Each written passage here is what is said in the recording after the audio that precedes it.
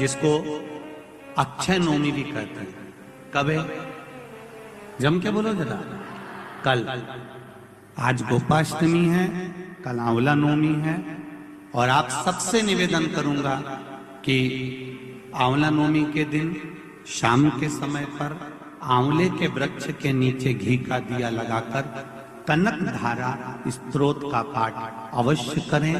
नहीं आता हो तो मोबाइल पे उसको सुने और एक बार आंवला नवमी के दिन आंवले के वृक्ष के नीचे कनक धारा स्तोत्र का पाठ चाहे संस्कृत में चाहे हिंदी में करना चाहिए।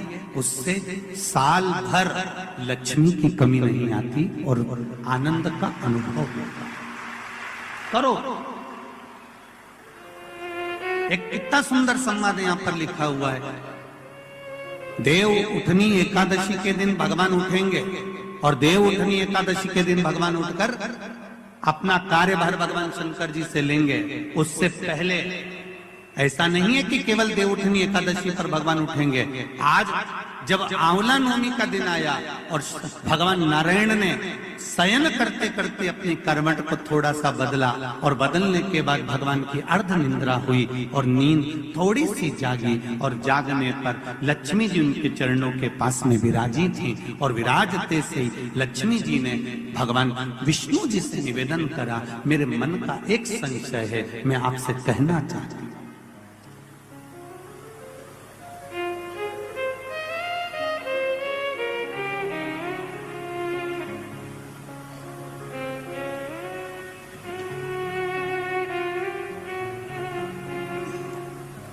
ये हमारे मन का भाव है कि हम भगवान को देव सोनी एकादशी पर सुलाते हैं और देव उठनी पर उठाते हैं। पर हमारी श्रीमद् भागवत कथा कहती है, शिव महापुराण की कथा कहती है, अग्नि पुराण, पद्म पुराण, नर्मदा पुराण हमको वर्णन करती है। एक क्षण की निंद्रा ब्रह्मा जी को आई थी और ब्रह्मा जी की झपकी एक क्षण की लगी थी और हाथ से वेद नीचे गिर गए थे। वेद नीचे गिरे, हयग्रीवा ने धारण कर लिए और चारों तरफ पानी पानी हो गया और पूरी पृथ्वी पानी में जल में मग्न होने लगी। जरा विचार करिएगा, एक क्षण की निंद्रा ब्रह्मा जी को आई और वेद हाथ से चले गए और पानी पानी हो गया। और हम कहते हैं कि देव सोनी एकादशी पर देवता सोते हैं और देव उठनी पर उठते हैं। अगर 4-6 महीने जम के अगर वो सो गया तो एक भी नहीं दिखेगा भीकण गाँव।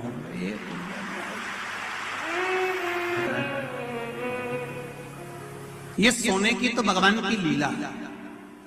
अगर सही तरीके से देखा जाए तो मेरा परमात्मा कभी नहीं सोता, वो तो हर पल, हर घड़ी, हर क्षण आपके लिए तत्पर बैठा रहता है। आपने आवाज लगाई और वो भागा। देव सोनी एकादशी पर भगवान सोए और देव उठनी एकादशी पर भगवान उठ रहे हैं। उससे पहले जो आंवला नवमी आई, इसको अक्षय नवमी कहा जाता है, इसको आनंद की नवमी कहा जाता है, भंडार भरने वाली नवमी कहा जाता है। उस दिन दिया गया, भरा गया, पुण्य समाप्त नहीं होता, इसलिए इसको अक्षय नवमी भी कहा जाता है। तो लक्ष्मी जी के मन में भाव उत्पन्न हो गया। लक्ष्मी जी ने कहा, प्रभु मेरे को पूछना है आपसे कुछ, मेरे मन का संशय मिटा दीजिए। तो भगवान ने पूछा, वो संशय कौन सा?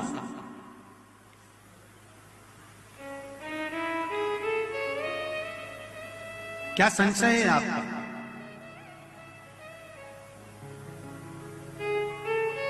मेरा संशय केवल इतना सा है, क्या सोने से पहले आपने भगवान शंकर को पूरी सृष्टि का भार दिया था?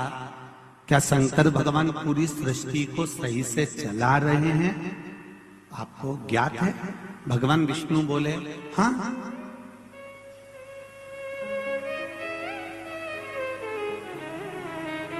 चला रहा। संशय मिटा दो। भगवान ने कहा, कौन सा संशय? मुझे थोड़ी सी परीक्षा है। अभी तक नारायण भगवान करवट लिए थे, आज नारायण भगवान सीधे होकर पूछ रहे हैं परीक्षा आपको लेना है? हाँ, लक्ष्मी विचार कर लेना। लक्ष्मी, तुम्हारे मन में क्या शंकर भगवान के प्रति भेद उत्पन्न हो रहा है? शिव जी के प्रति भेद उत्पन्न हो रहा है? मेरा एक निवेदन पूर्ण श्रोता भाइयों से निवेदन है, शंकर भगवान पर कभी भेद उत्पन्न मत करना। क्या शिव जी को जल चढ़ाने से ऐसा होता है? क्या बेलपत्री खाने से ऐसा होता है? पहले चढ़ाकर देखो, खाकर देखो, लाभ हो तब विचार करिए। क्या हाँ होता है? को हम अपने जीवन में उतारें कि आंवला नवमी के दिन आंवले के वृक्ष के नीचे कुछ खाने का नियम क्यों है? बोलो, यहाँ से पहले लोग आंवला के पेड़ के नीचे पिकनिक मनाने जाते थे कि नहीं जाते थे? आंवले के वृक्ष के नीचे बैठते कि नहीं बैठते? क्यों? कोई तुमसे पूछे, कल के बच्चे तुमसे प्रश्न कर लेंगे, मम्मी ये आंवले के वृक्ष के नीचे क्यों पूजन करती हो? आंवले के पेड़ के नीचे क्यों जाती हो? आंवले के वृक्ष के नीचे पिकनिक मनाने क्यों जाना चाहिए? आंवले के वृक्ष के नीचे कुछ क्यों खाना चाहिए? आंवले के नीचे बैठकर दीप क्यों जलाना चाहिए? आज के बच्चे, जो विज्ञान का युग है, इस विज्ञान के युग के बच्चों को विज्ञान के साथ जोड़कर बताना पड़ेगा आपको कि आंवले के वृक्ष की महत्वता क्या है।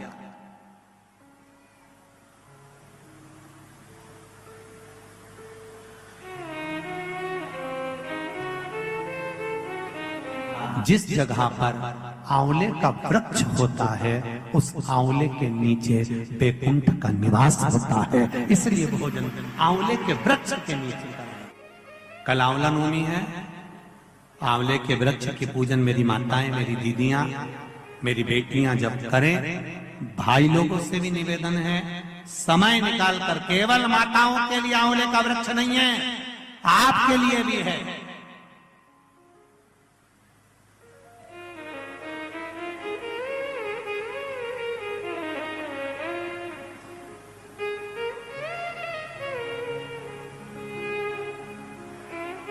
और मेरी माताओं से निवेदन, आंवले के वृक्ष के नीचे पूजन करने जाओ, और पत्ती भी अगर पड़ी हुई है तो उसको भी थोड़ा सा उठा कर लिया ना।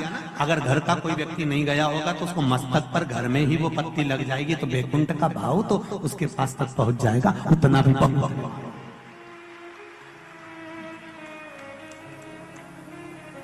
हमने मारवाड़ में देखा है कि आंवले के वृक्ष की पूजन करते समय माताएं आंवले की छाल का भी स्मरण करती है। अपनी चीटी उंगली अंगुष्ठ से मारवाड़ी माताएं उसको भी अपने पल्लू में लेकर आती है, दीप प्रज्वलन करती है, उसको अलमारी में लाल वस्त्र के अंतर्गत तिजोरी में रखती है। क्यों? क्योंकि वो बैकुंठ का एक हिस्सा, बैकुंठ का एक भाव। ब्रह्मदेव करें आंवले के वृक्ष के नीचे शंकर भगवान भोजन कर लें तो बैकुंठ के भोजन का फल मिलता है।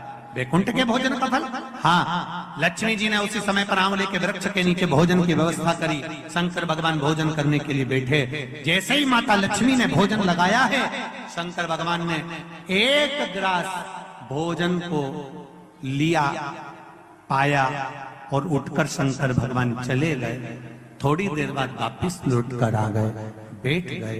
पूछा महारानी ने, माता लक्ष्मी ने, मेरे शंभु, मेरे बाबा, मेरे भोलेनाथ, मेरे प्रभु कहाँ चले गए थे आप भोजन की थाली को छोड़कर? तब शिव जी कहते हैं, कोई 4 संत भूखे रह गए थे, उनको भोजन कराने चला गया था। लक्ष्मी जी ने कहा, आप सृष्टि के सही संचालन कर रहे हो। मैं जान गई आपको कि आप सृष्टि के सही संचालन करता हो। एक मन की अभिलाषा है, अगर आप पूरी कर दें तो। एक मन की अभिलाषा है, आप अगर पूरी कर दे तो। शिव जी ने पूछा, क्या? मेरा मन है। आप अगर ब्रह्म मुहूर्त में सुबह का समय भोजन ग्रहण कर रहे हैं तो शाम का भोजन भी मेरे ही इस बैकुंठ में श्रवण भोजन ग्रहण करें। शिव जी ने कहा, शाम को तो मैं पार्वती के साथ भ्रमण पर निकलता हूं, पर दोपहर के समय पर मैं आपके यहाँ भोजन करने फिर आऊंगा।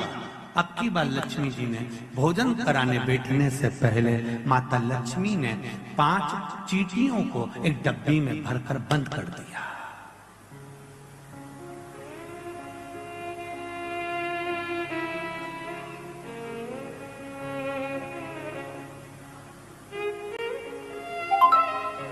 चींटियों को माता लक्ष्मी जी ने डब्बी में बंद कर बंद कर दिया, भरकर बंद करा।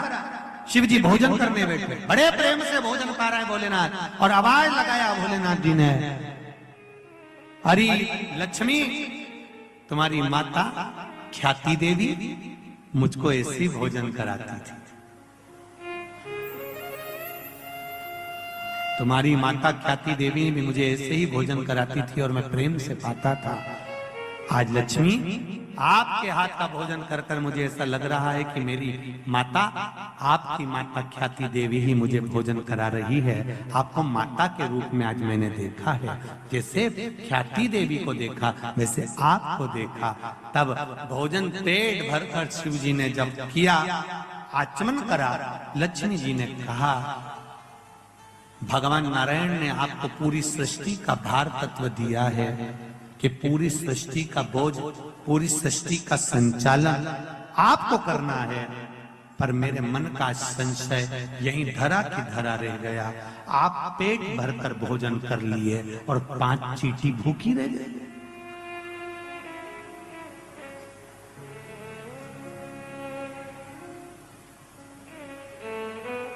पांच चींटियां भूखी है। शिव जी मुस्कुराकर बोले, अरियो लक्ष्मी, कौन कहता है कि 5 चींटी भूखी है? कहां है चींटियां? लक्ष्मी जी कहती है, डब्बी में मैंने चींटी बंद कर रखी, 5 चींटियां भूखी है और आपने भोजन किया।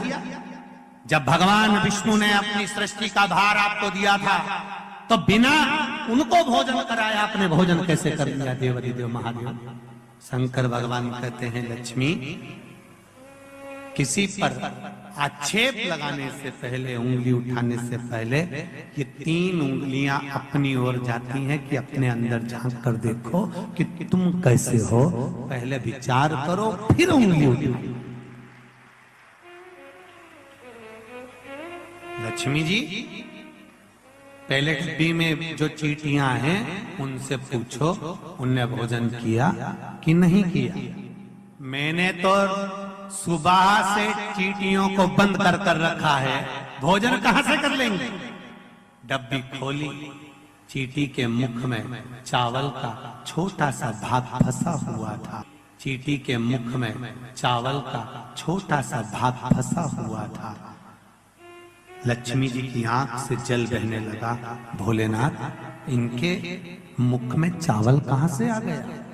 शिव जी ने कहा, लक्ष्मी, तू जब चींटियों को बंद कर रही थी ना, तो तुझे दोष ना लगे, इसलिए तूने चींटियों के चरण को धोख लगाया था कि मेरे साथ परीक्षा में तुम शामिल हो जाओ, मेरे साथ थोड़ी देर के लिए तुम डब्बी में बंद हो जाओ। माना तुमको कष्ट होगा, इसलिए मैं सिर झुकाकर तुमको नम्र करती हूँ, क्षमा मांगती हूँ। जब तू क्षमा मांग रही थी, तेरे कुंकू में जो चावल फंसा था, क्षमा मांगते समय डब्बी में गिर गया था। वो चावल चींटियों ने ग्रहण करा। वो अक्षत, वो चावल चींटियों ने ग्रहण किया।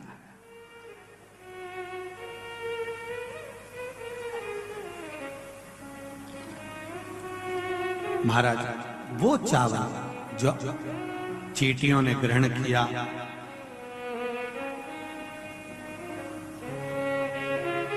बस चींटियों का भोजन पहले हुआ है। लक्ष्मी जी की आंख से जल बह रहा है और रो रही है। क्षमा चाहती हूं, मैंने थोड़ा सा गलत सोच लिया, विचार कर लिया, आप क्षमा करें मुझको। शंकर भगवान ने कहा, लक्ष्मी जी, क्षमा मत मांगो, एक काम कर दीजिए। क्या?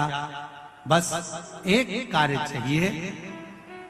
अक्षय नवमी, आंवला नवमी के दिन जो आंवले के वृक्ष के नीचे दीप दान करेगा, शाम के समय पर संध्या काल के अंतर्गत, तो उसके घर में कभी संपदा की कमी ना हो। लक्ष्मी जी ने कहा, प्रभु आप किया, मैं स्वीकार करता, मैं स्वीकार करता। जितने भी लोग कथा श्रवण कर रहे हैं और जो लोग नहीं सुन पा रहे हो, इस कथा की एक छोटी सी बात जनमानस तक पहुंचाइए कि आंवले के वृक्ष के नीचे आंवला नवमी के दिन शाम के समय दीप दान अवश्य करें, जिससे आपके जीवन में खुशियां समाहित हो, जीवन में आनंद की अनुभूति हो, जीवन का सुख प्राप्त हो।